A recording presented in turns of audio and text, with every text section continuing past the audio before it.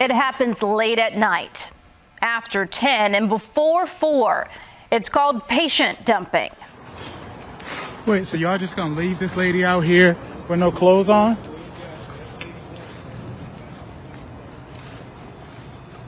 That is not okay. Due to the circumstances of what it was. Then you all need to call the police. So you all are just gonna leave this lady out here like this? Are you in pain?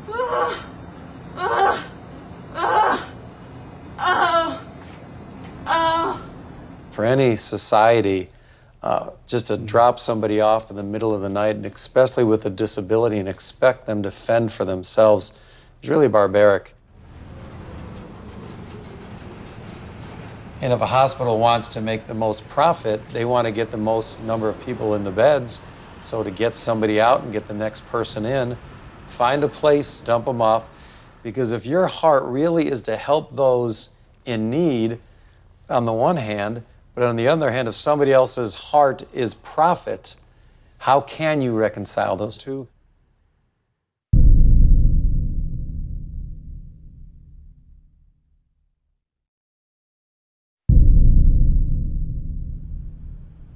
We've had people who have arrived literally in scrubs and open-toed sandals from mental health units where there's been a sort of discharge meeting at sort of 10 o'clock in the morning, 5 o'clock in the afternoon, they're put in a taxi and sent down to us.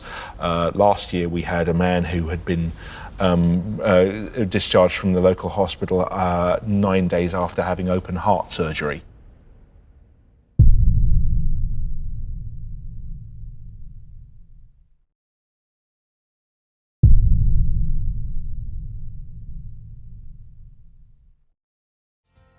Hi, I'm Emily, a talent community manager at United Health Group. Here at United Health Group, we're providing healthcare to over 90 million people worldwide.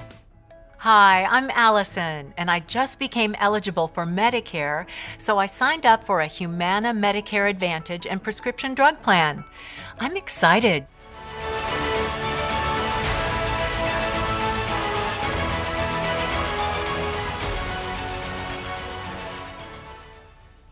The NHS has been repurposed from a public service to something for profit extraction.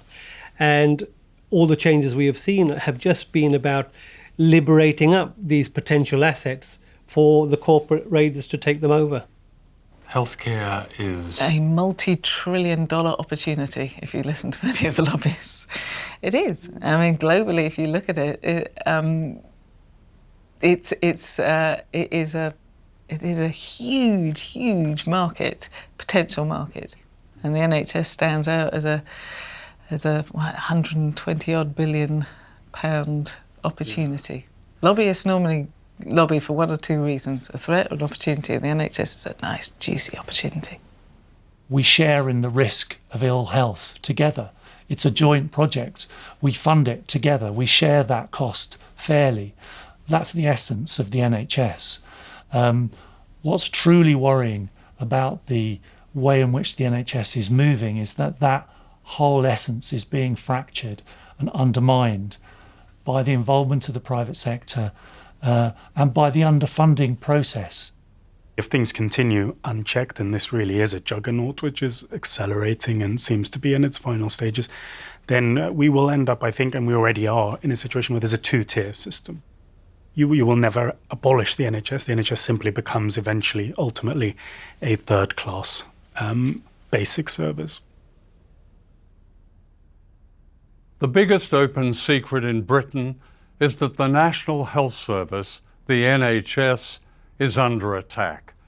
This war on a unique institution is not new, but has entered a dangerous new stage. In 2019, more of the NHS was sold to private firms than ever before. The term privatisation is seldom used, its reality concealed in corporate spin, in deceitful words like reform and partnership. Of course, the NHS may look and feel the same, and it works, often brilliantly, but it's changing fast. with hospitals forced to compete and profit-making companies cutting back on vital services, especially to the vulnerable. This film is a tribute to an institution that gave freedom from fear to millions, the first of its kind in the world, a last bastion of true public service. It's also a film about democracy. Above all, it's a warning. This is Michael and Matthew Moncrief, who lost their father, Trevor, to a heart attack. Aged 66, Trevor Moncrief lived in Melton Mowbray in Leicestershire.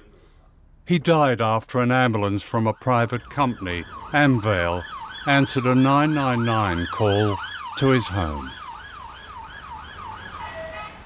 The ambulance pulls up and they've gone in to the house and seen Matthew performing some rudimentary first aid on my father. At which point they've taken out their machine, taken out the defibrillator, charged it up. Things look like they're going okay, and at the point at which they try to administer a shock, the defibrillator fails, causing great consternation amongst the staff, and that they need a new defibrillator on site as soon as possible. But they're unable to get hold of the people who can dispatch that. A text is sent to the call centre. They left messages with the call centre and text in the middle of an emergency. Absolutely. So no one directly spoke to someone who would actually be able to dispatch a new ambulance with a working defibrillator. The ambulance staff recommend that my brother calls the fire service to get a defibrillator on hand, because they're known to keep them on their trucks. And the fire service are dispatched to my father's address, and they arrive and they do have a defibrillator. But obviously this is all contributing to a general scene of chaos. This is all valuable time that's being lost in an extremely critical period of a heart attack. And we're still yet to hear back from the call centre at this point. So the situation's kind of descended into a harrowing farce. There followed confusion about which hospital to take Mr. Moncrief. He was taken first to Grantham and stabilised, then to Lincoln, a heart specialist centre, a journey of 45 minutes. Every subsequent action kind of went wrong. It feels as if there was nothing in place to account for this eventuality, and that from that point onwards we just entered this kind of Kafkaesque nightmare of poor decision after poor decision after poor decision, which we're certain led to his untimely passing. A report by a leading cardiologist found that Trevor Moncrief most likely would have lived had he received the proper emergency care. And what we have here is defibrillators that have been bought secondhand, that haven't been tested effectively or properly for many a month because they haven't purchased the devices with the manufacturer's guidelines, which smacks of cutting corners. It smacks of people trying to cut costs, to make profit, and not to provide the best care for people who desperately need it. In 2018, the NHS in England spent more than £92 million on private ambulances and taxis for patients. Many carry the NHS logo, but look closely. Often unknown to the public, private ambulances are frequently sent to emergencies. In 2019, the Care Quality Commission warned that patients were put at risk by private ambulances. East Midlands Ambulance Service, which employed Amvale, apologised to the family. They declined to give an interview. A Freedom of Information search has since revealed that Amvale was still in service in the East Midlands in 2017, 3 years after the death of Trevor Moncrief. Keith Salt waited almost a year for a gallbladder operation. He was in constant pain. In 2013, he was offered the procedure in a private hospital, Spire Parkway in Solihull. The NHS would pay for it. A feature of privatisation is that thousands of NHS operations are outsourced to private hospitals, many of which do not have the same facilities as the NHS, the same expertise, and the same responsibility if something goes wrong. Unlike the NHS, private hospitals like Spire Parkway have slick corporate advertising. When did you find out that something was wrong? When I actually came round in intensive care, and they were standing at the consultant was standing over saying as they'd experienced problems, and that was the reason for why I was where I was. What was the result of this mistake? He nipped the bile duct. It was a 75% cut in it, and I had one of the worst injuries of a bile duct that you could have without, I suppose, dying.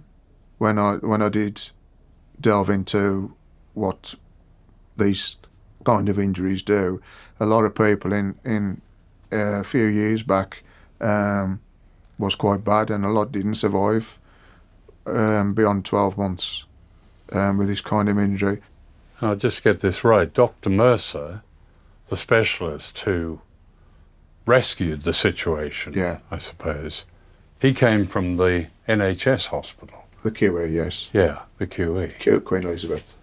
But yes, it isn't until later that you suddenly realise that, unlike an NHS hospital, when there is a problem, they haven't got the backup to call on at that particular time, as you do in an NHS hospital where they've got probably several in the same field that they can call on at that time. Had you known this before, would you have gone over to it? I was desperate at that time to just get it done, yeah, I was in that much pain. Do you think the NHS should send patients like yourself to private hospitals? Well, I thought it was good at the time. I mean, I must say, I was quite impressed in the fact that going into a private hospital, as opposed to when you saw the surroundings and what was... Why were you impressed? Just simply because the difference in what you were getting for even the rooms, the reception areas, the facilities. It was just so impressive for somebody who only ever went to an NHS hospital as to what suddenly you were being given. So it looked good? It looked good, yeah. Didn't end up being good, but it looked good. In 2015, following Keith Salt's operation, the Care Quality Commission published this report on Spire Parkway. 4 years later, Spire Parkway's safety and surgery were rated good, but the hospital still requires improvement. Did Spire Parkway Hospital ever apologise to you? No. Did the surgeon who did it, did he ever apologise to you? No. I'm proud about the National Health Service. It's a piece of real socialism. And there is nowhere in any nation in the world, communist or capitalist, any health service to compare with it. The National Health Service was not a gift from above. It was conceived in the blood, sweat and tears of ordinary people who had built the imperial might and wealth of Britain, and yet often lived in abject poverty.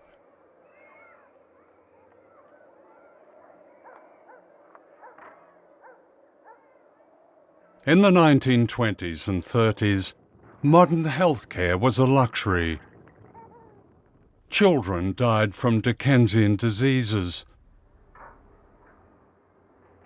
Women still died in childbirth. Infection ravaged slums without running water and sanitation.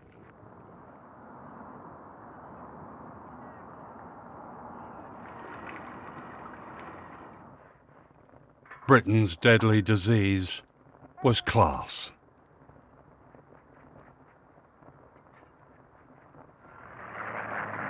The Second World War was a political awakening for millions of ordinary men and women. In 1942, a committee chaired by the economist William Beveridge warned that the war was a revolutionary moment.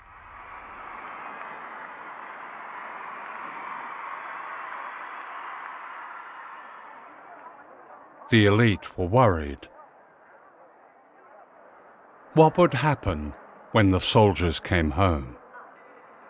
For many Britons, the war had been fought not only against fascism, but for a new Jerusalem of decent homes and jobs and healthy lives.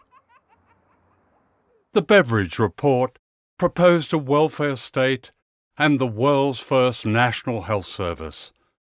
Winston Churchill and the Conservatives opposed it. In the 1945 general election campaign, the war hero Churchill was not always welcomed in the industrial heartland. Can you hear me? When we are asked what is our policy, I can only tell you that an enormous mass of work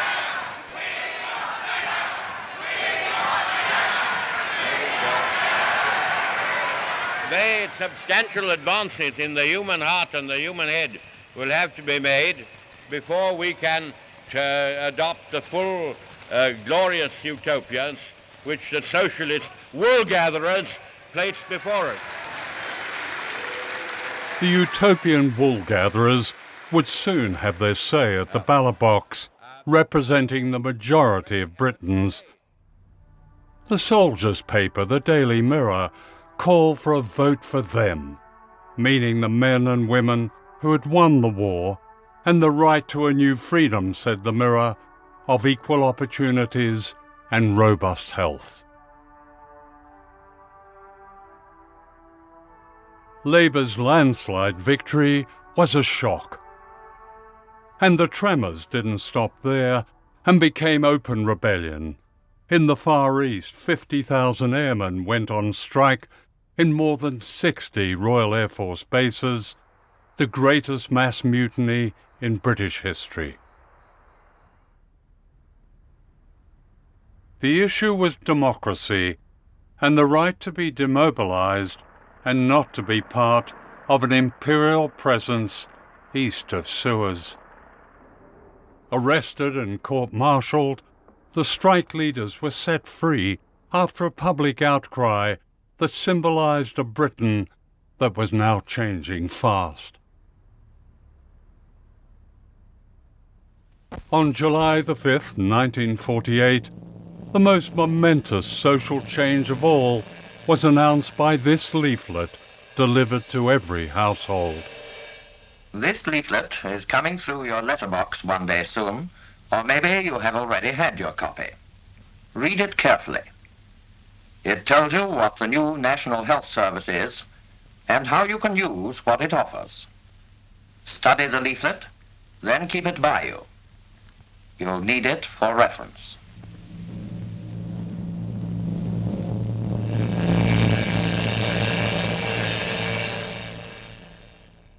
The NHS was founded in 1948 to give people freedom from fear of healthcare bills at a time of great need and distress. And that fundamental principle of freedom from fear, on the basis of a national health service providing healthcare for all throughout the UK, on the basis of need, not ability to pay, and free at the point of delivery, That's been an enormous, an immense, and an important achievement. I mean, my father was a general practitioner in the 30s. He became absolutely convinced that that system, which was effectively a market in health, people had to pay.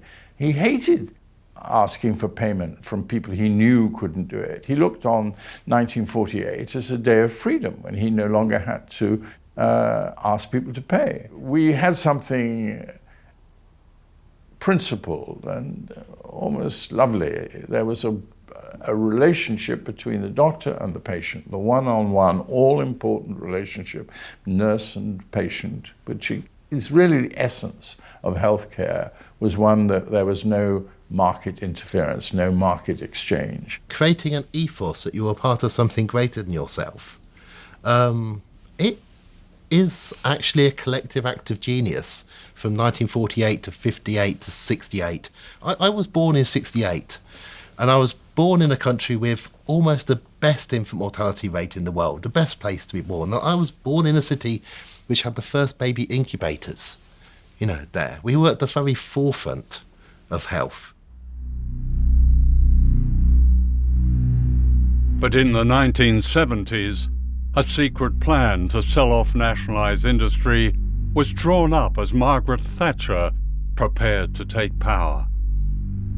Nicholas Ridley, a close ally of Thatcher on the far right, advised a preparation for return to the private sector by stealth. In the same year, the American management consultants McKinsey and Company proposed that NHS hospitals should be like hotels and charge patients a daily rate. What is the history of this revisionism of the NHS? The real attack, the real decimation started in the late 80s under Margaret Thatcher, and her two advisors, Oliver Letwin and John Redwood. How did they express that? They produced a document called Britain's Biggest Enterprise, and this set out how to get from a public service to an insurance-based system. They knew that whatever they did to the NHS, if they took it away from a public service, there would be a huge backlash. So key to the plan was to do it very surreptitiously and covertly and over a long period of time. But it was the new Labour government of Tony Blair that accelerated the sell-off. Blair used an accountancy trick called Private Finance Initiative, or PFI. New hospitals were effectively owned by the companies that built them under disastrous pay-later terms. The effect of PFI has been to deliberately burden hospitals with huge debts, and these debts were structured in such a way that they would become more onerous over time. And what that does, it removes money away from the delivery of care, because PFI repayments are ring-fenced, so money has to go to pay the PFI above any other call on that money. So you end up having the servicing of the debt in preference to the providing of care for patients. And we've seen hospitals close down. Neighbouring hospitals which don't have a PFI debt have been sacrificed to bail out hospitals with PFI debts. So if you look at the total PFI debt within the NHS, we've borrowed about 11 billion and we're going to be paying back in excess of 80 billion over 30 to 40 years. And much of this was secret, wasn't it? The way PFI was introduced, it was never explained in a way that the public could understand what a con, what a fraud this was. At one point, though, the Labour government at one point was looking at, actually, I think it was about a third of the NHS assets were going to be effectively privatised in this way and handed over to PFI. And were these deals accountable, publicly accountable? They were profoundly secretive. I mean, you couldn't get any access to what was going on at all. They were all behind closed doors. It's an enormous, appalling public scandal.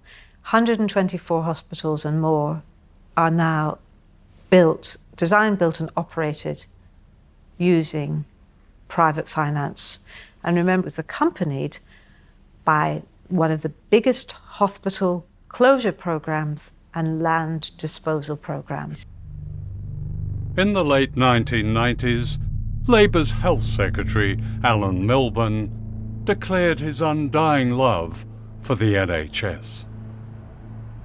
This is a once-in-a-lifetime opportunity for the NHS to redesign its services around its patients. We've got more money going in, and that will allow us now to get the basics right, to get more nurses, more doctors, more beds in the system. But if we're going to get the best from the money, and we're going to get the best for the patient, then there has to be some big changes.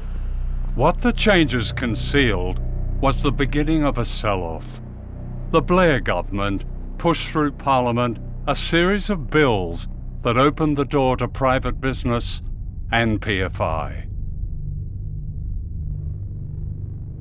Having overseen the changes to the NHS, Alan Milburn left the government and later joined the board of Bridgepoint Capital, a private equity company. Welcome to Care UK. In 2010, Bridgepoint bought Care UK, one of the biggest healthcare companies contracted to the NHS. Which balances making a profit and delivering quality NHS services. This is Simon Stevens, Tony Blair's health advisor. In 2004, Stevens stepped into the revolving door and was hired by the American health industry giant United Health. United Health Group believes that businesses and consumers will want to do business with us because we hold integrity at such a high level. Integrity isn't hard. It's living our beliefs, it's being ethical, it's being honest. Honesty, integrity, maybe. But United Health has another reputation.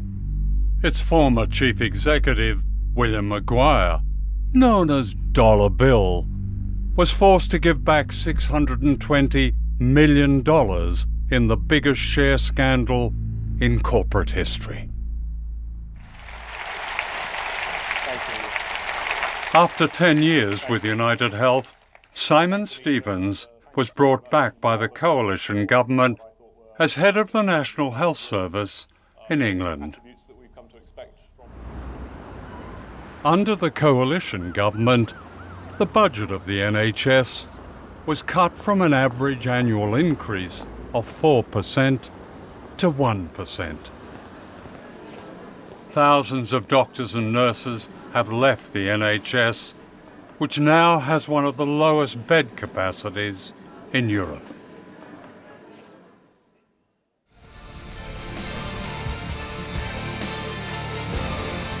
In the NHS today, one American company stands out, McKinsey, the management consultants with a worldwide reputation for helping governments reform public services.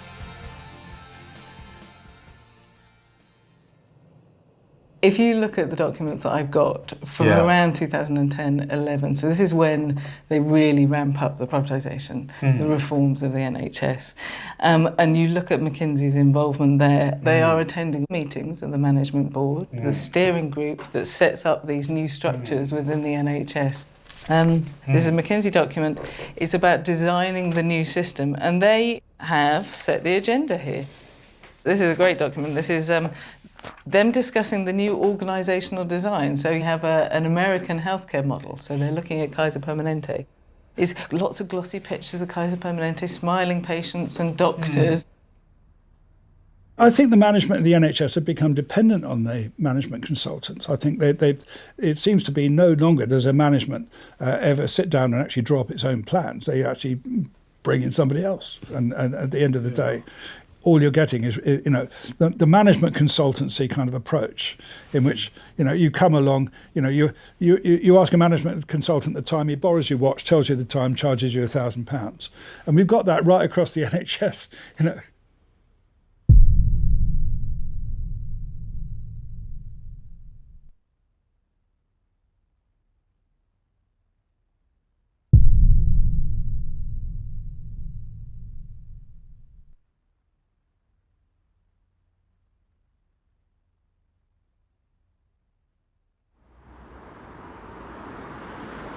This is the centre of Britain's democracy, Westminster. Unknown to many of us, a network of pressure groups, lobbyists, and right-wing propagandists have their offices in the streets that border Parliament. Their target is the National Health Service. Tamsin Cave and I are taking a tour. Okay, and this humble abode just round from Parliament is the Institute of Economic Affairs. Tell me about them. The IEA is an incredibly effective propaganda machine. You look at the size of it, it's not a big, massive advertising company or lobbying agency. It's a small organisation. But the relationship it has with the media is incredibly tight. So it manages to get its messages into the tabloid press, it's all over the internet, but particularly the BBC. We do know from other sources that it has taken money from the tobacco companies. So for somebody like Philip Morris, the huge tobacco giant, they described the IEA as particularly useful in getting its messages out into the public domain. The NHS represents everything that the IEA stands against. So it is a public institution, but right now it has some friends in very high places. Okay, we're now in Tufton Street. It's worth noting that Tufton Street is kind of like this epicentre for these kind of think tanks. You've got the low tax advocates over there, you've got your climate change deniers over there, you've got your privatisers over there, your deregulators, they're all here. It's brilliant. And in the middle of it, you've got the Centre for Policy Studies, which this was Margaret Thatcher's think tank. So these are the offices of another free market think tank, business lobby group. It's called Reform. And this is it's sort of a younger version of the CPS, basically. And it was set up specifically to lobby for privatisation of public services, so not just the NHS, but education and justice and the like. The brilliant thing about Reform, very clever this, they set up a kind of front group. So it wasn't enough that they were then saying the corporate messages in the press. They set up another group. They set up a thing called Doctors for Reform, which brilliantly was led by a GP, one who specialised in Botox, but distinguished specialist. Exactly. And he can reach parts of the media that a think tank can't. They're all round the honeypot, aren't they? They're all close to power, because just down the road there is the Department of Health. Yeah, I mean, imagine the corporate interests lined up. They are literally behind the Department of Health. It's very, very handy. Okay, here we are in Bressington Place, just off Victoria Street. Portland House, what's in there? This is the office of the trade body for all the other companies that are looking to get their hands on NHS money. So all the big outsourcers. You've got in there Care UK, biggest NHS contractor there is at the moment. You've got Virgin, they picked up £2 billion worth of NHS contracts in the last 5 years. You've got Bupa in there, hundreds of £1 million of NHS work. And there's the arm of the biggest US health insurer, which is called United Health. Their tech arm, Optum, is a member of this organisation as well. It's called the NHS Partners Network, and it paints itself as kind of part of the NHS family. They are investing in influencing the government. It's an investment they made, a tactical investment, because it delivers a return. I spoke to a leading lobbyist, Andrew Haldenby. The health service is a public service. Why should it be privatised? I think the health service is a lot more of a public-private mix than people may sometimes think, and actually was right back at the beginning. So, GPs, a very, very crucial part of the health service, have always been independent contractors in effect. They have their contracts with the NHS, but in many ways the main thing I have to say is that the health service is this mix. It's this mix of public financing and a lot of private delivery one way or other that has built the health service we have today with its strengths and weaknesses, and I think I really strongly think that it should continue to be that mix going forward. But Reform has advocated, for example, the introduction of payment in the health service. I think you called it a membership charge, and the people staying overnight in NHS hospitals should pay a hotel charge. The idea of a sort of membership fee was put forward by Norman Warner, who is a Labour peer. What he was trying to answer the question in a pamphlet for us, how do we get citizens of this country to take their health more seriously? So he suggested, just as an idea, a £10 a month, if you like, membership fee, which is not a huge amount, but it would be enough to sort of give people, if you like, a sort of personal stake in thinking about their own healthcare. Certainly, if we think of something like technology, which will be absolutely core, it's already core, always has been core, but even going forward, it's very exciting to think what new technology can do to the delivery of healthcare. That at present can only really be done in partnership with the private sector. The new IT system in the health service was installed by private companies and was a total catastrophe. Well, yes, I think there may be one minor thing that came out of it, so we can say nearly a total catastrophe. All this wheeling and dealing behind closed doors fed into the 2012 Health and Social Care Act, which promoted privatisation and changed the NHS as never before. It's a very large act. It's over 450 pages long. And it's really the act that enables both the dismantling of the old system that was in place from 1948 and a switch to a newer system which is much more modelled on the US healthcare systems of the US. See, people watching this will be shocked to hear that their health service has been and is being dismantled. One of the founding duties on the Secretary of State in 1948 was the duty to secure and provide health services throughout England for everybody. And that's the duty that has been abolished. That duty to provide has gone. The Secretary of State has a much weaker duty to promote a comprehensive health care, but the duty to provide services in accordance with the Act has gone. And as well as that, there is now a requirement to contract, a duty to arrange services instead, which is really legalese for contracting. And the way in which our government and NHS England is choosing to interpret it as commercial contracting. This external market created by the Conservative and Liberals in the Health and Social Care Act was a monstrous piece of legislation. It was also a grotesque lie on the British public. Both the Conservative Party and the Liberal Party went out of their way in the election to say that they were not going to have another top-down health service. And they produced the biggest and the most revolutionary change in the National Health Service throughout its history in the 2012 Act. Cameron went on to say it's the biggest mistake he made. And here it is, 6 years later, still creating serious damage to the health service.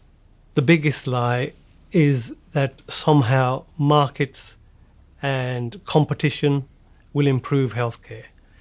We know from all the evidence that's available that the more you privatise the system, the more you introduce waste and you introduce conflicts of interest. So that is a big lie. The NHS prior to the Thatcher reforms, the administrative costs were estimated to be less than 5%.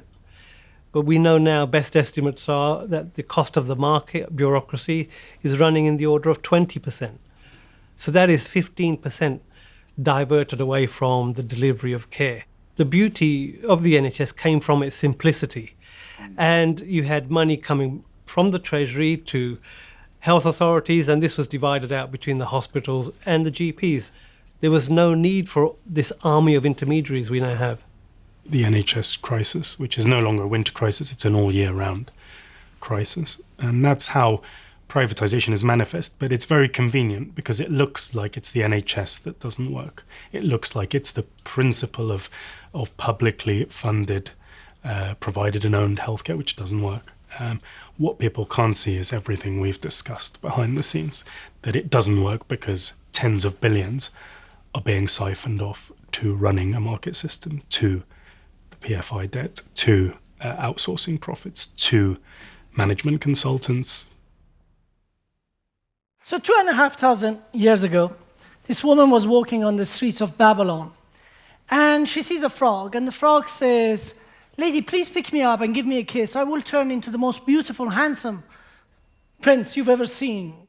This is Ali Passer, a former Goldman Sachs trader and super salesman who claims he is starting a world revolution in healthcare. Not just us. We're about to change everything about healthcare. It's going to become completely democratized, maybe not in the next 5 years, but certainly in the next 10 years. It's going to become accessible, it's going to be affordable, it's going to be everywhere. Right? Ali Passer became a national figure in Britain when his company Circle Health won a contract to run Hinchingbrook Hospital in Cambridgeshire from 2012. It was an historic moment for the NHS, the first NHS hospital to be effectively sold off. We were classed as a failing hospital, so we were informed that this great businessman was coming in. Ali Passer. Yes, and I must admit, when I first met him, I thought, what a charismatic, inspiring man we have here. You know, that's how he came across. And he said, "So you have my expertise, and I am going to take this hospital to great heights. You are going to be the best hospital in the UK. Dream the impossible." That's what he kept saying. He kept saying, "Dream the impossible." Dream the impossible, yes. Okay. Yes. We had a meeting where Vince Cable, the then business secretary, attended. And he was obviously very, very friendly with Ali Passer. They came up together. And Mr. Cable came and he sat opposite me. And he was talking very, very businesslike. And he said to me, "Do not have any doubts about Mr. Passer's ability. He will make this hospital fly as a business. It will thrive as a business." It was all this business.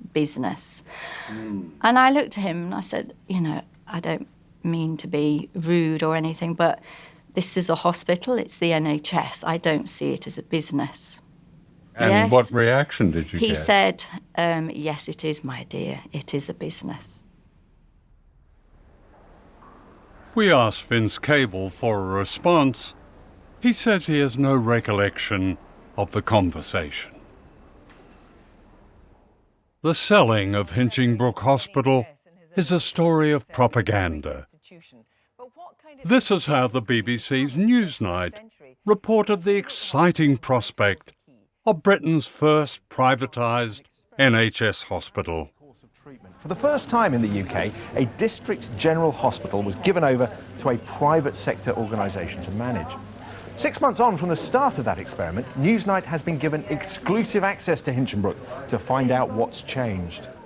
So in one of our wards in here, we're getting 100% satisfaction of our patients.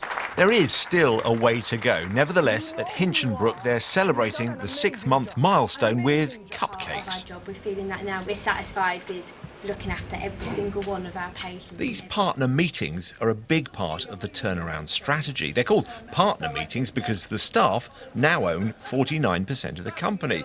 That's part of the plan, reigniting and then harnessing their creative enthusiasm. Our response to that was that every person that worked at that hospital and the local community already had a stake in that hospital.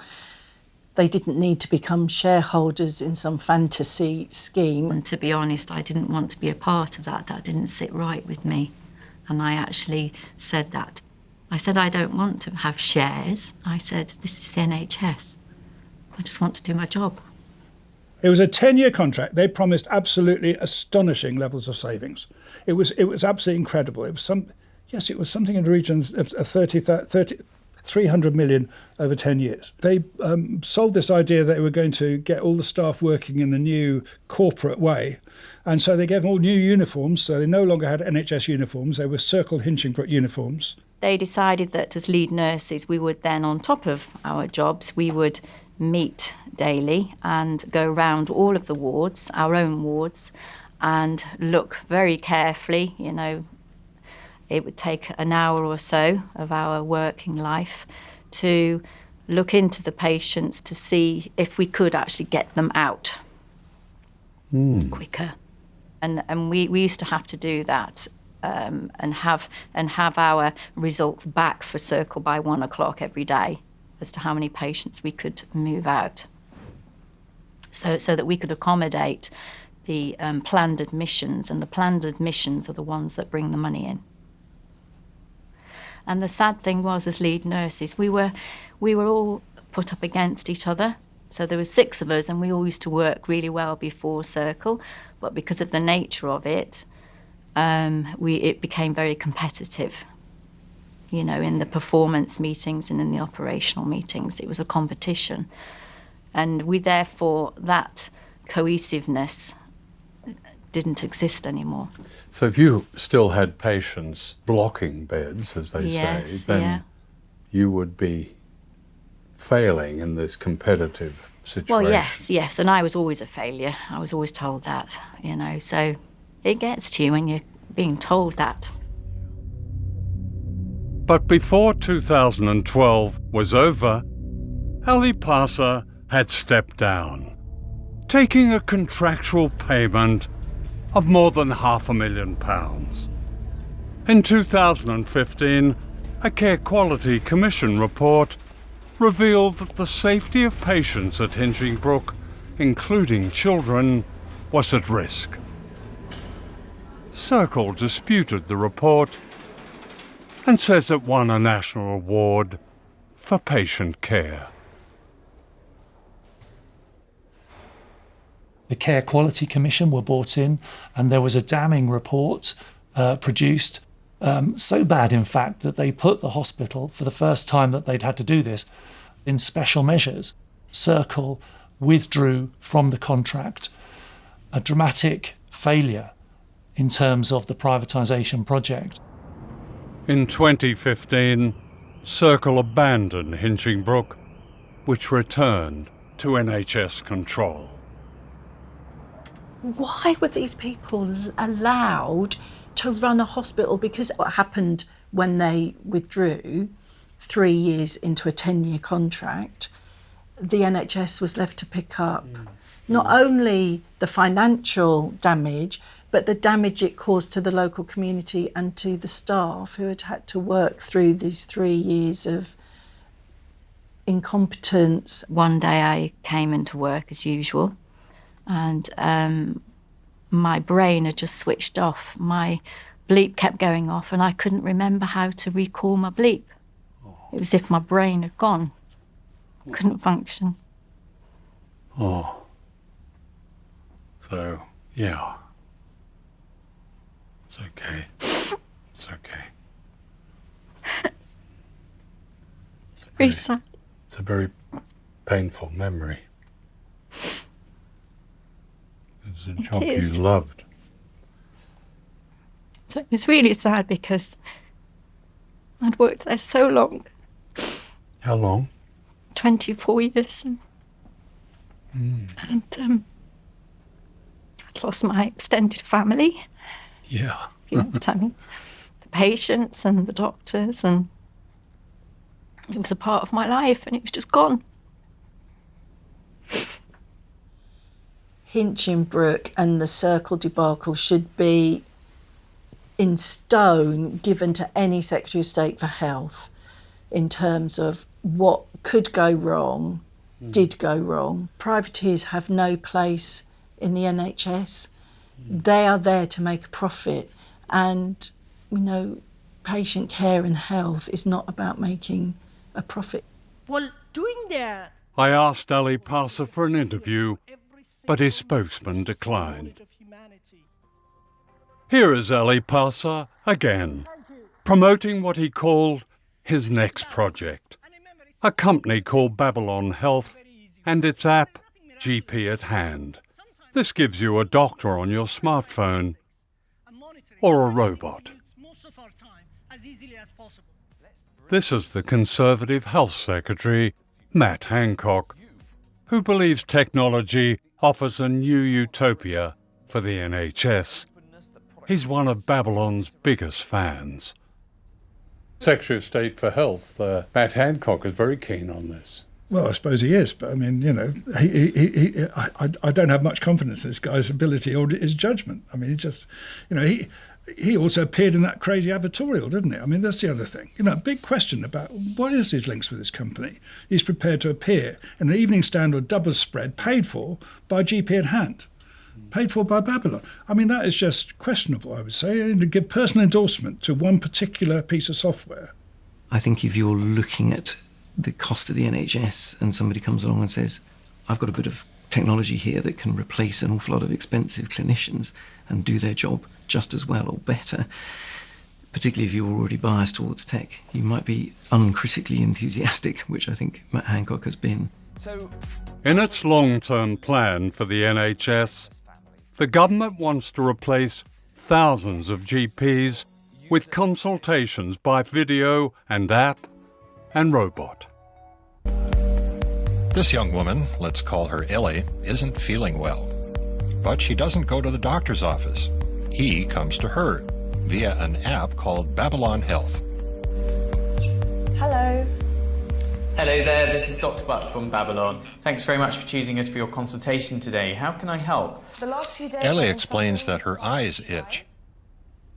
Why do you think so many of your colleagues in the medical profession have expressed quite serious doubts about Babylon? So I think those doubts will be very quickly dispelled by some of the recent reports that have been published.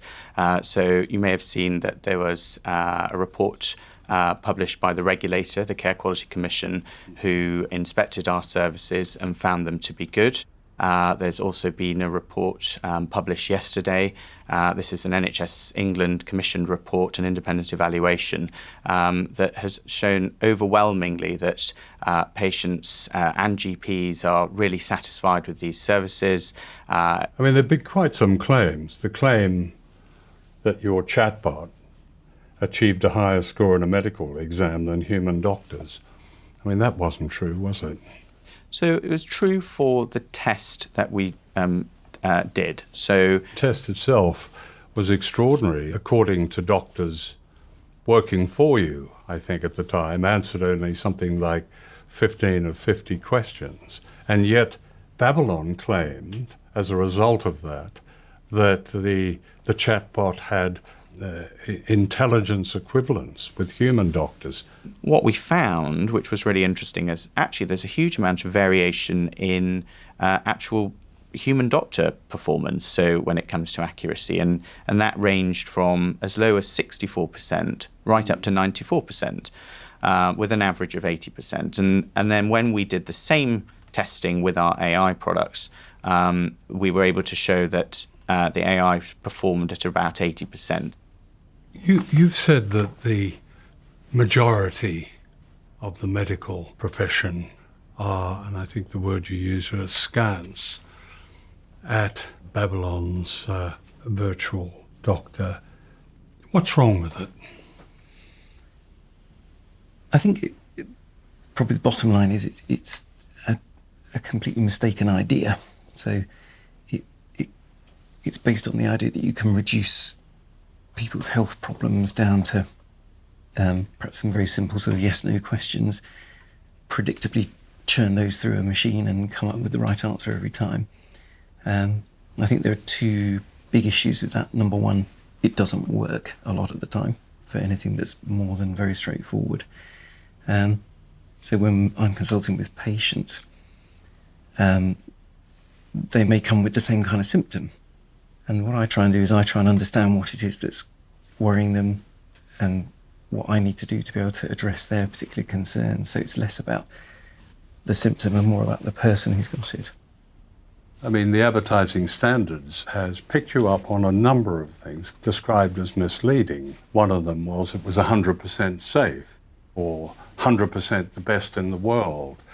So I think sometimes things are taken out of context, and that example that you cite of 100% safe is actually accurate, but it's 100% safe in the test that we performed. Now, that doesn't, of course, mean... Is anything 100% well, safe? That's a good point.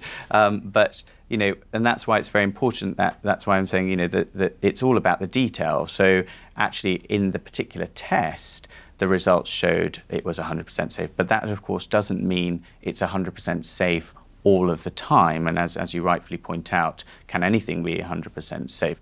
I mean, medicine is a science, but it's an art, it's a humanity. And machines have no emotional intelligence. They cannot understand people. They can't understand metaphor. They can't... you know, probably the majority of what my patients communicate to me, they communicate not in words, but in what they do with their body, what they don't say, how they choose to answer my question. And I'm constantly understanding them through communication that's nothing to do with words. And again, a machine cannot understand human communication in that way. What we say in words is actually only a very small part, a minority of what we're actually trying to say. I mean, Babylon is the progeny of Circle Health. Circle Health has a rather notorious reputation. And I don't need to go over the details, but it took over Hinchingbrooke Hospital, and you talked about the Care Quality Commission giving you a good report. Well, it gave it Hinchingbrooke, after Circle had been there, its worst report. Of course, I can't really speak on behalf of Circle, not having had anything to do with that organisation.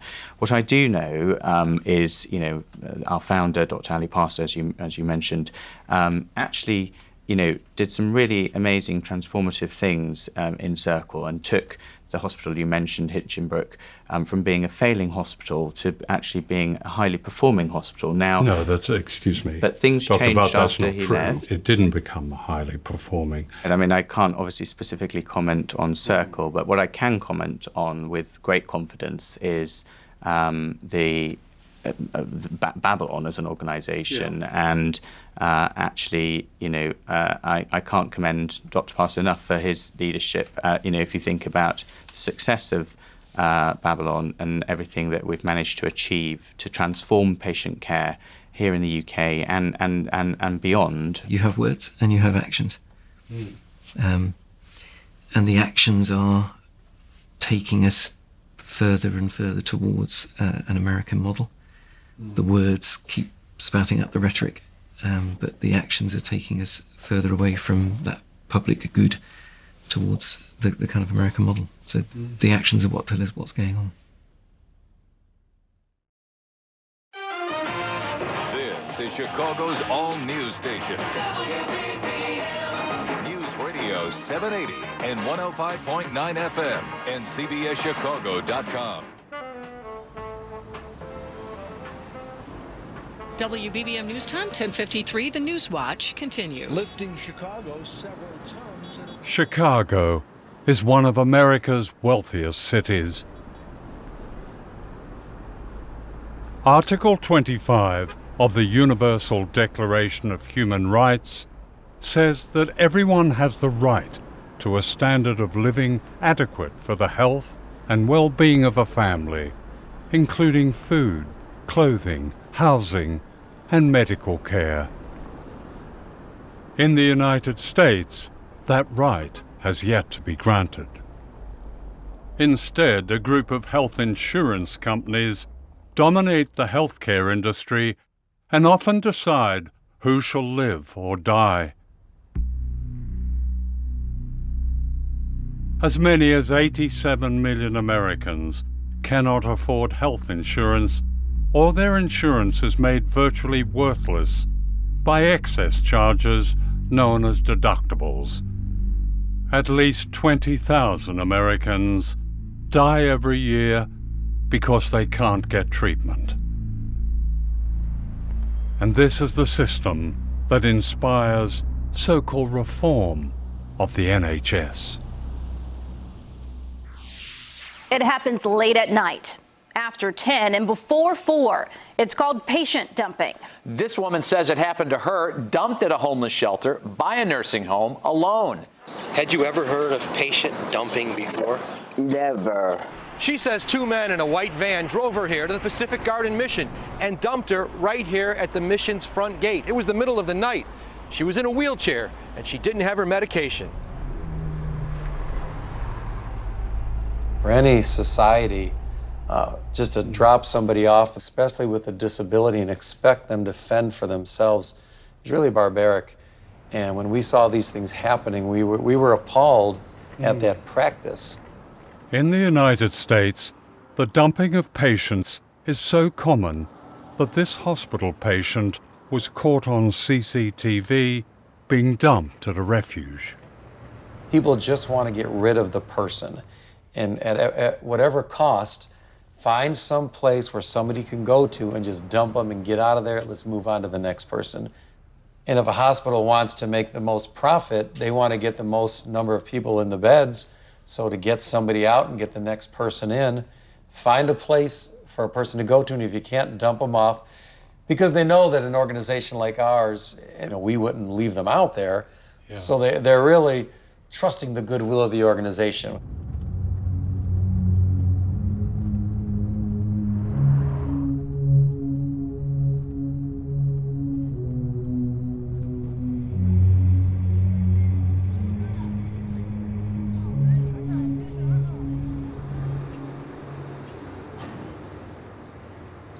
On the other side of Chicago, in what is known as Skid Row, is Franciscan House, a former broom factory that's another refuge for the unwanted sick dumped by hospitals. They do their best here, but it feels like a warehouse for expendable people. When this is full, how many does it hold? This dorm here is 148. Right. All right. What happens to people who have no health insurance, or maybe have health insurance, but it's not adequate? So it's not like the hospital calls us and says, this person's coming over. We're going to dump a patient. And this is these are the issues, all right? No, their driver's going to come by the front door and is ready to just drop them off right there. Some of them have possibly had some surgery. Some of them might be psychiatric patients. Yeah. Sometimes we have to call an ambulance to have them readmitted to a hospital because they're just not well enough to navigate the place on their own. But sometimes we're nowhere near the door and the person gets dropped off. And so they can be very quick, and it doesn't take much to open the door and let somebody out.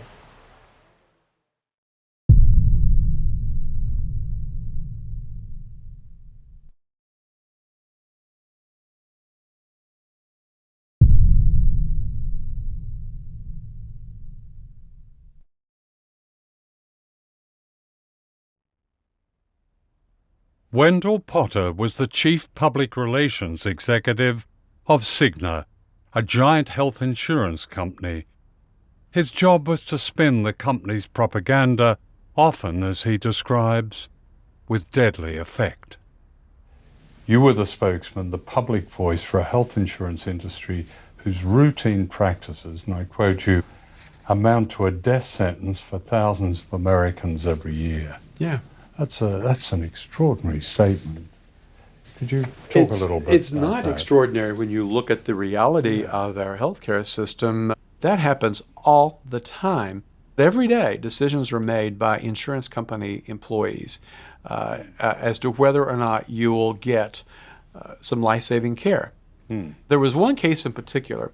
It involved a 17-year-old girl in Los Angeles who needed a liver transplant, and her doctors at UCLA Medical Center said they felt the chances were significantly good that she would come through the surgery and live many years. Just remind me of her name. Her name is Natalie Sarkeesian, and there was a medical doctor at Cigna 2,500 miles away in Pittsburgh who looked at the request for prior authorization, which is, again, a term that is prevalent in our system. Doctors have to ask insurance companies in advance for permission to proceed with a procedure, or at least to get coverage for it, or some assurance that it'll be paid for. So that was what happened. The doctors who attended and were going to be doing the surgery asked Cigna, and a medical director said he didn't think it was medically appropriate for Natalie. What did that mean, medically appropriate? Well, even though the policy covered transplants, in his subjective opinion, he said he did not think that her doctors were correct. He had never seen Natalie. He had never examined her.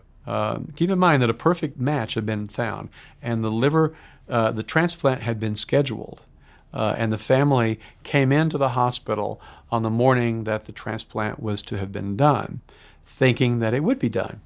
But instead, one of the doctors took the family aside, took the parents aside, and said, "We're sorry, but we've not gotten clearance from Cigna." So the family decided they would try to make a big media case out of this. So what happened? It became very clear to the company that this was not a media story that was just going to go away quietly, as I was often able to make them go away. They, within an hour or so, convened, they being the CEO and the president of our healthcare division, the chief medical officer, and a few others, on a conference call, decided, well, maybe in this case we can make an exception. She was getting sicker by the day. Her other organs began to shut down, and she died about 5 hours after Cigna said it would pay for the transplant. And I just said, I am in the wrong line of work. I can't keep doing this. My job was to help perpetuate a very, very unfair, expensive, and dysfunctional system.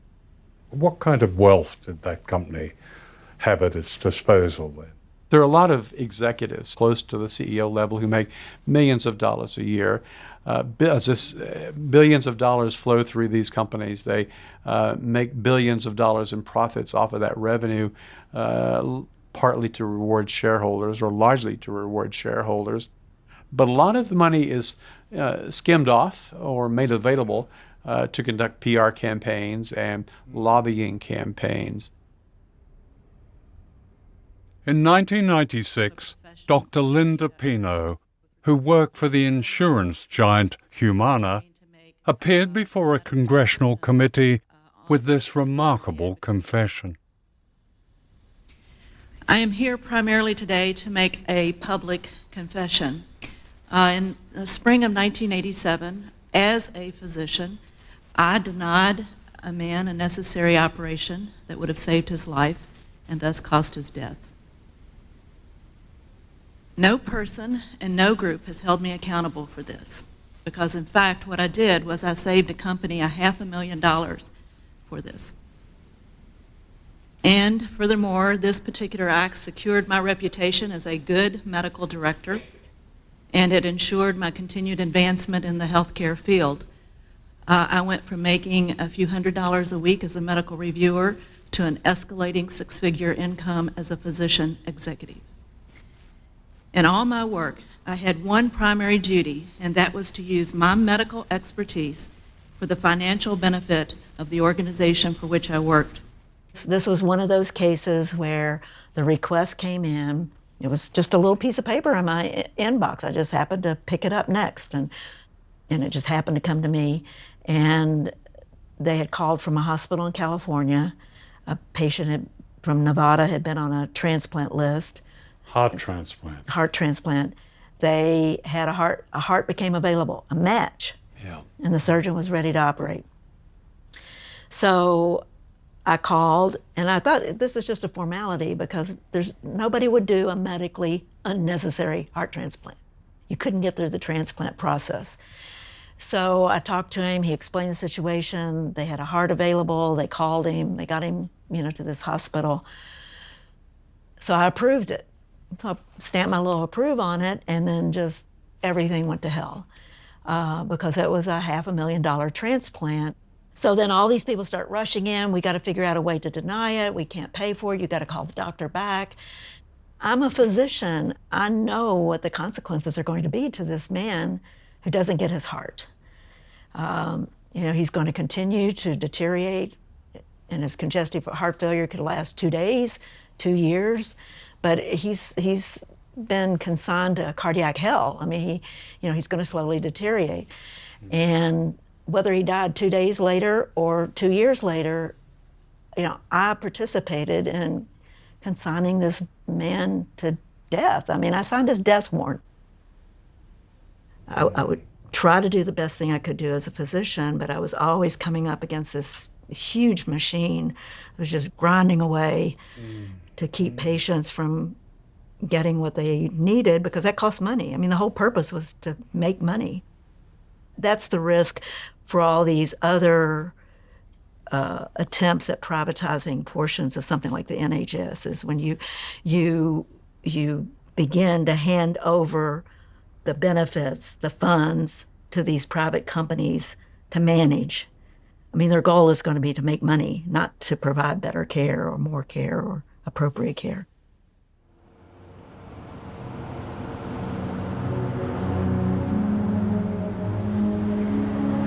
This is the town of Wise, Virginia, in the mountain country of Appalachia, where some of the poorest Americans live.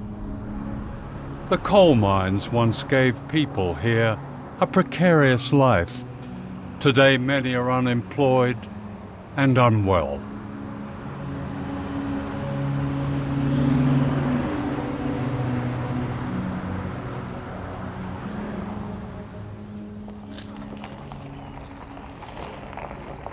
Every summer, an extraordinary event comes to Wise, offering free health care of a kind unknown in the United States.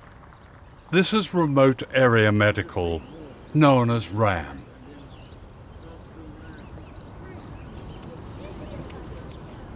It's a wonderful community that comes together and that actually looks out for each other. Yeah. They come in, we greet them in the morning, starting at 5, 6 o'clock in the morning. To come through and we register them. We don't ask them identifying questions. Yeah. We don't care if they have insurance, we don't care their income, demographics. We just ask them, where does it hurt and how can we help you?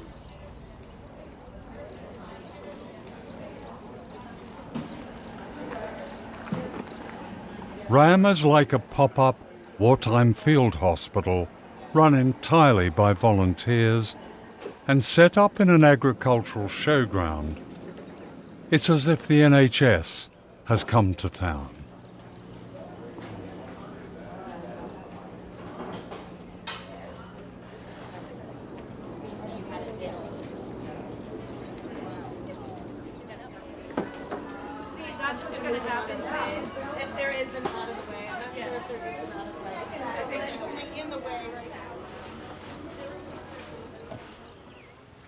People wait for days for the clinics to open, sleeping in their cars.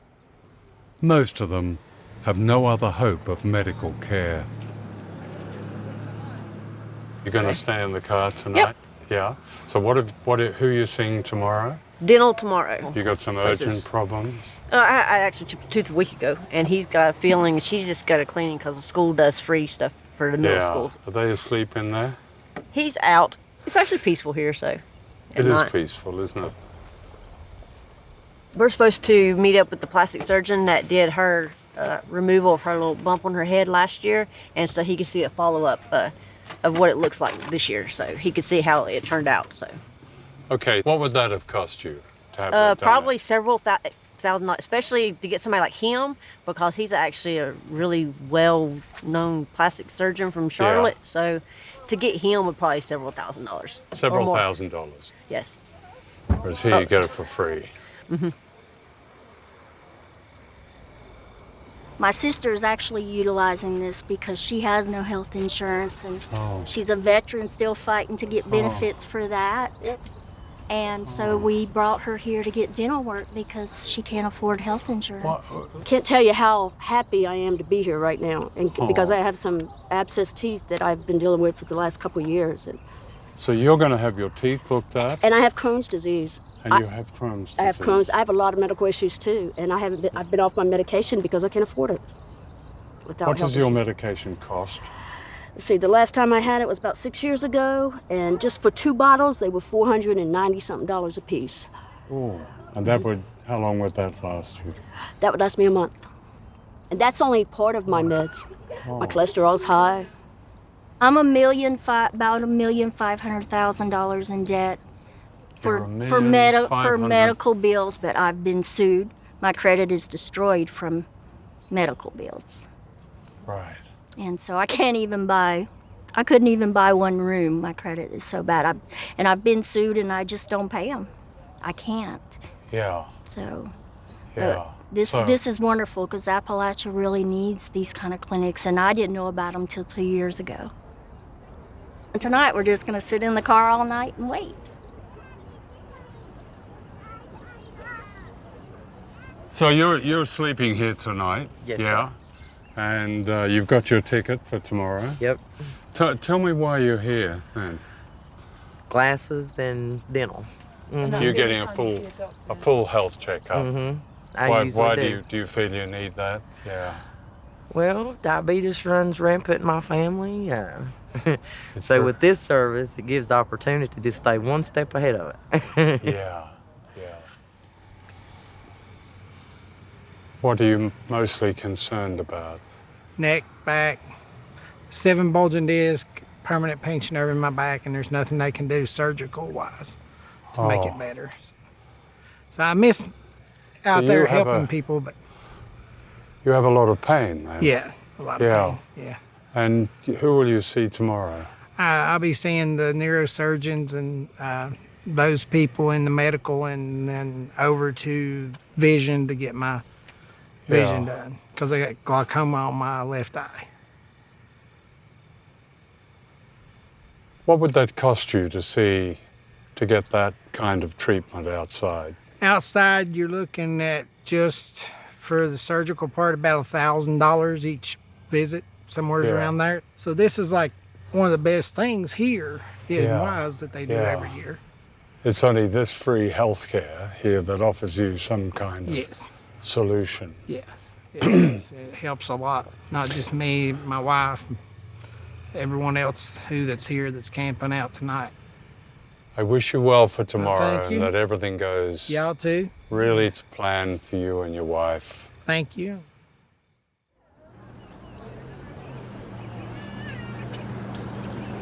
It's 6 a.m. and the sun is just coming up. Everyone has a number. Anybody with a numbered admission ticket below 40? Yeah, I know you're a cheerleader.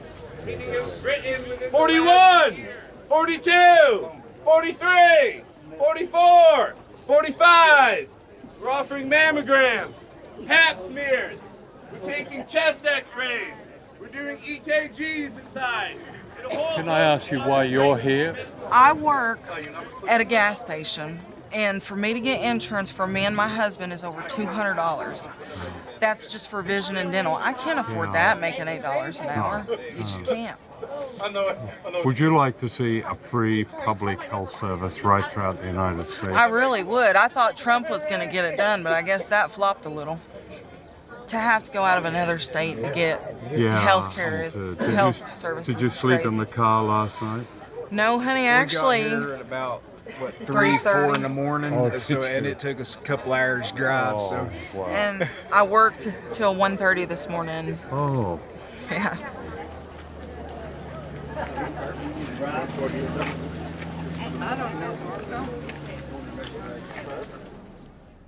RAM was founded in 1985 by the late Stan Brock, a Londoner who believed passionately in the right of people to health care, regardless of their ability to pay. Stan was the world's expert on free health care. It had to be free. It had to be real care, high quality. He didn't want us to tell somebody to go find a doctor or a dentist. Stan was the guy who could inspire the workers. He could inspire the volunteers. And his words were simple. We need you. And that is why you folks are gathered here today. And in Stan's honor, we will never forget the mission.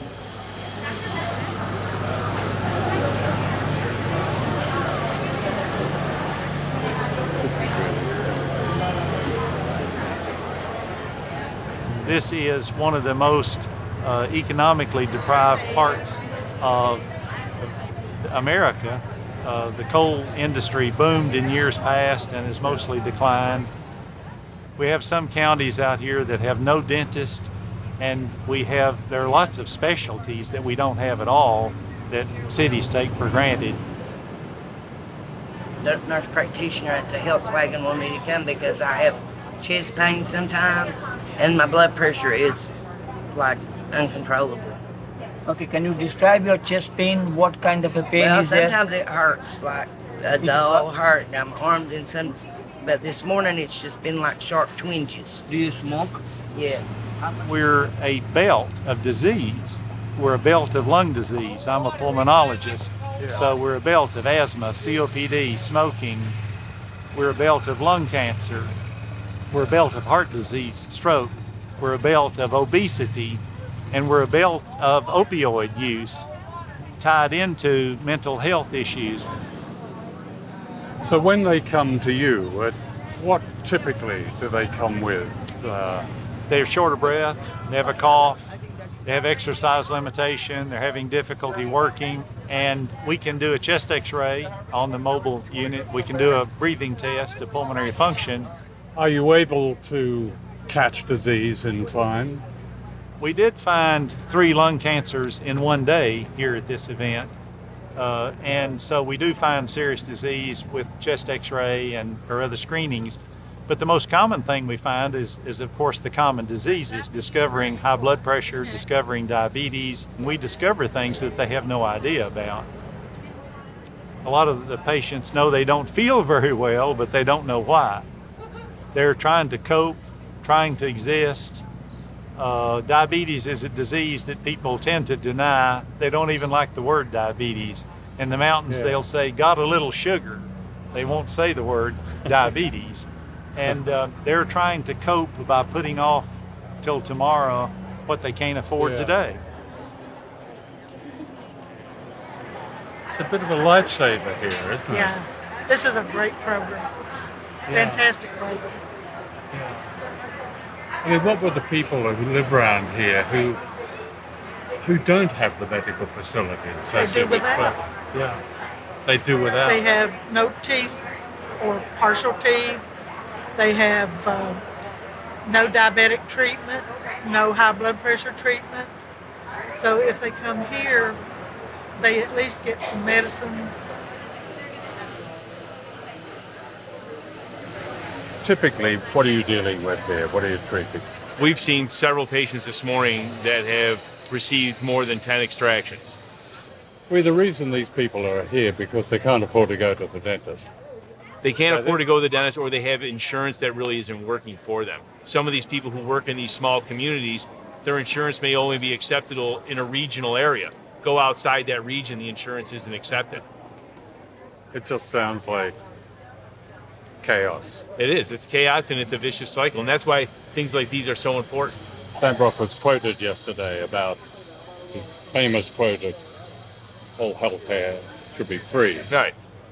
Yeah, I don't deny that. I don't disagree with that. And people are suffering. It doesn't make much sense to me as a human being. When and how is there going to be free healthcare in the United States? Not in my lifetime. And our pharmaceuticals are unbelievably expensive, the highest cost for drugs in the world. In other countries, I can get medicine. I can go to India and buy medicine for pennies and give it out to patients. But here, when I, as a charitable doctor, go to get one asthma inhaler for one patient, that's $400 for 1 month's supply for an asthma patient when 6% of our population has asthma. It's like an incredible ripoff.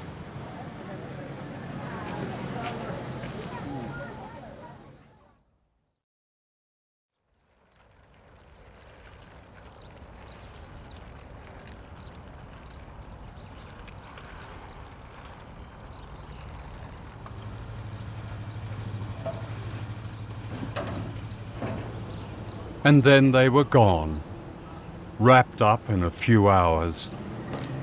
The lesson for us on the other side of the Atlantic could not be clearer. Could the NHS be reduced to charity that comes and goes, like this extraordinary event in Virginia.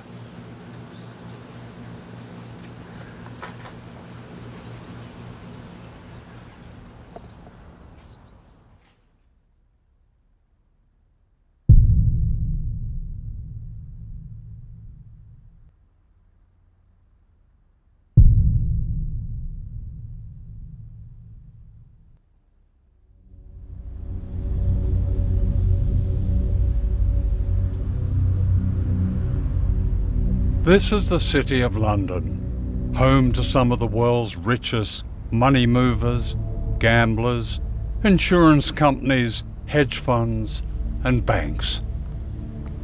It was here and in Wall Street that the great financial crash of 2008 was caused by a system of greed, mismanagement, and corruption, most of it rescued by the government. And it was here that the imposition of an extreme ideology called austerity was justified. Austerity is one of the propaganda triumphs of the age because there's no need for austerity. There is a debt owed by banks that were bailed out with our money. We, the people, don't owe a penny. Then why are we paying for it? Why are the poorest picking up the bill when some of the biggest companies in the world pay little or no tax? Why has mass poverty returned to Britain? Why are the very premises of civilized life, of which the National Health Service is a beacon, being run down or put up for sale? Why, according to one study, is there the greatest rise in mortality in 50 years? The study undertaken by you and your colleagues gave up some really damning evidence that thousands of excess deaths in England and Wales were linked to cuts in the health service. In the first 7 weeks of 2018, an additional person died every 7 minutes. The only thing that fits is austerity, the cuts to the health service, but cuts to social care as well. Because as the cuts got deeper and deeper, people began to die faster. The frail and the elderly first, elderly women who are much more likely to be living on their own than elderly men. And we first said this over 4 years ago. And the cuts continued, and then life expectancy itself began to drop.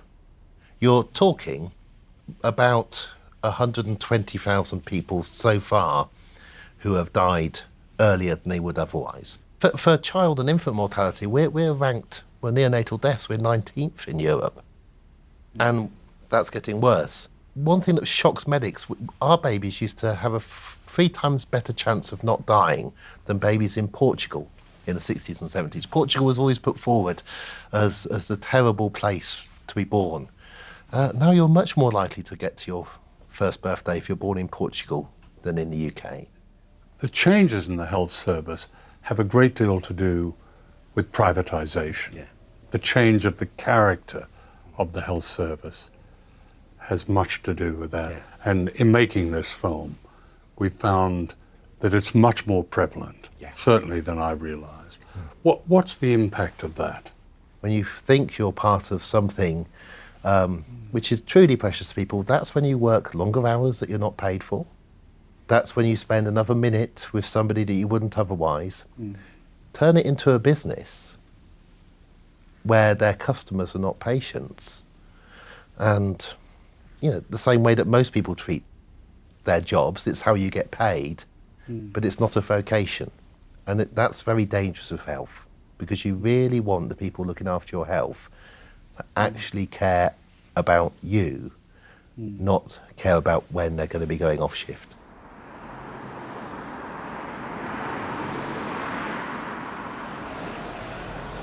On Clapham Common in London is Glassdoor, a voluntary organisation giving refuge and food to homeless people.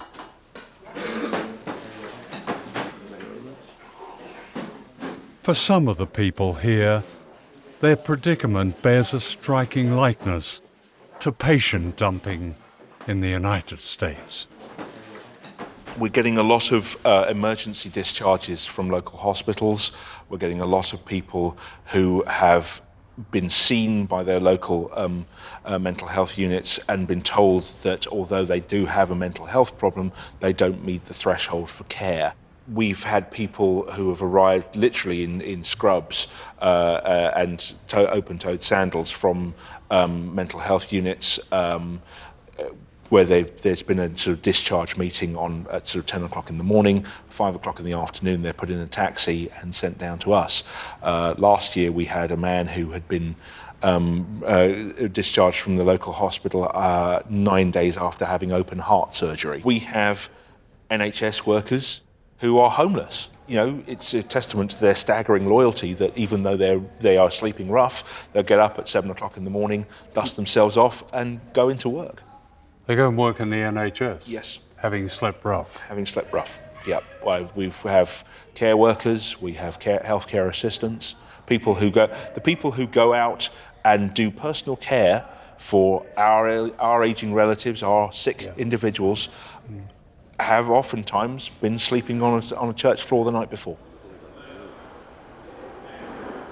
This is St Stephen's Church in the heart of London, just behind the Houses of Parliament. It's midwinter. And this is David Coombe, whose remarkable organisation, Street Souls, cares for the victims of austerity. With hot meals, clothes, glasses that people can no longer afford,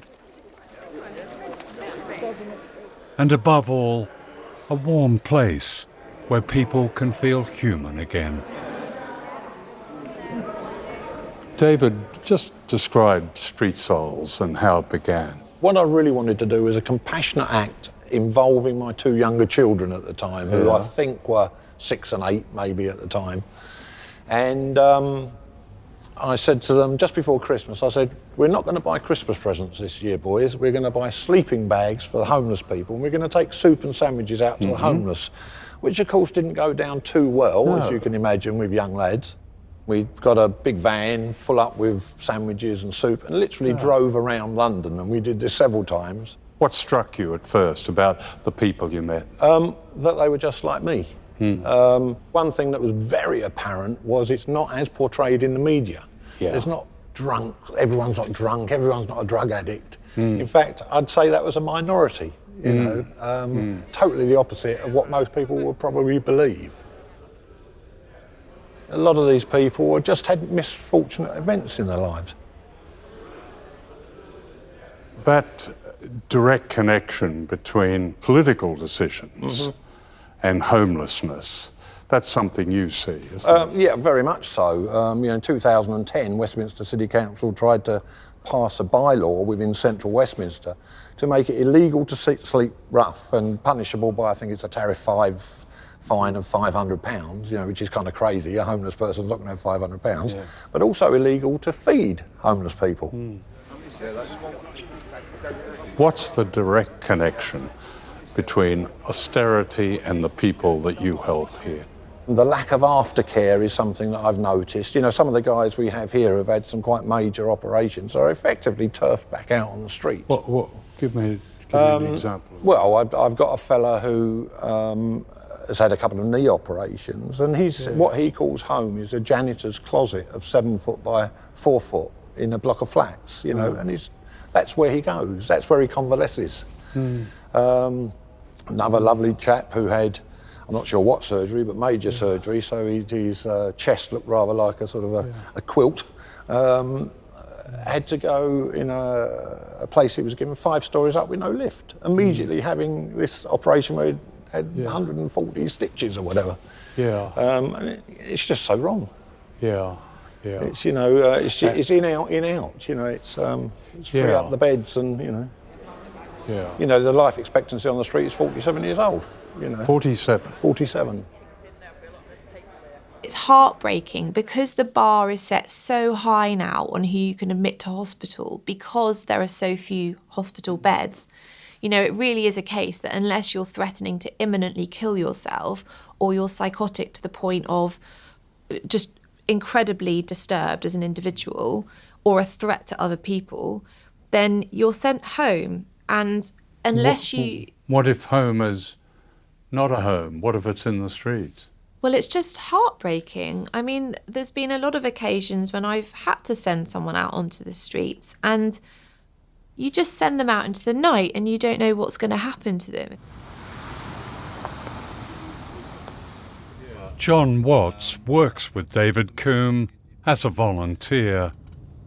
We are on his regular run to check on people with nowhere to sleep in near freezing temperatures, but on the streets. We've created a have and have not society, and we don't like to particularly see ones who have not. David was saying that life expectancy of people on the streets was 47. Yeah. How long has he been there, do you think? Months. Months. Yeah. Excuse me, are you part of the crew? I'm part of Street Souls. Have you got a spare I need to sleeping get one. I've just come out of the jail. Haven't I got need one. a sleeping I've got bag. one sleeping bag left. Oh, you. All right. I mean, baby, I haven't got one. Please. In Oh, please. I'll be back in 2 weeks. Yep. One, you can't use the toilet. Two, you can't get housing. Three, we're having a nervous breakdown. And it's not good. What's wrong? What happens to their health? It deteriorates rapidly. They suffer from all sorts of things, and their mental health suffers. They don't sleep enough. They only get a couple of hours sleep because they're either moved on or they're nervous about people, and it's just a downward spiral, basically. Yeah. For those who are not used to being homeless, to sleeping on a cold pavement, that must be a shock. I think it would be a shock for anybody. Anybody. It's bad enough in the summer, and in this weather and in these temperatures. Yeah. I just find it unbelievable in the 21st century. But, Yeah. Yeah. Why is this happening in 2019, middle of London? Sorry. We stop filming when the frustration of one rough sleeper spills over. Okay. Okay. Yeah. Sorry. Okay. Sorry.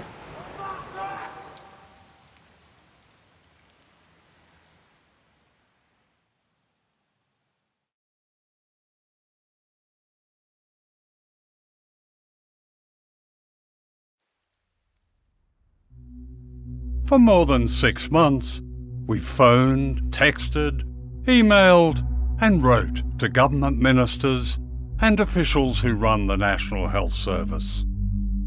The Secretary of State, Matt Hancock, the head of NHS England, Simon Stephens, the chair of NHS England, Lord Pryor, the Health Minister, Caroline Dinenage, the former Prime Minister, David Cameron, the former Health Secretary, Alan Milburn, and many other officials and politicians.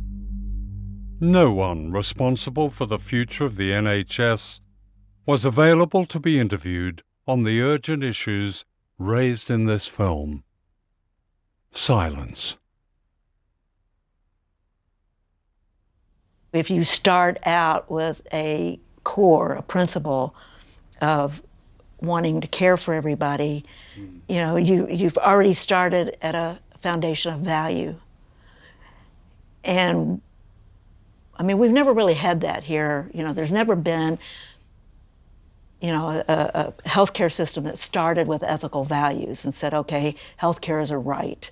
or certain other values. We've never started there and built on it so that we have a lens by which we can measure everything that's happening.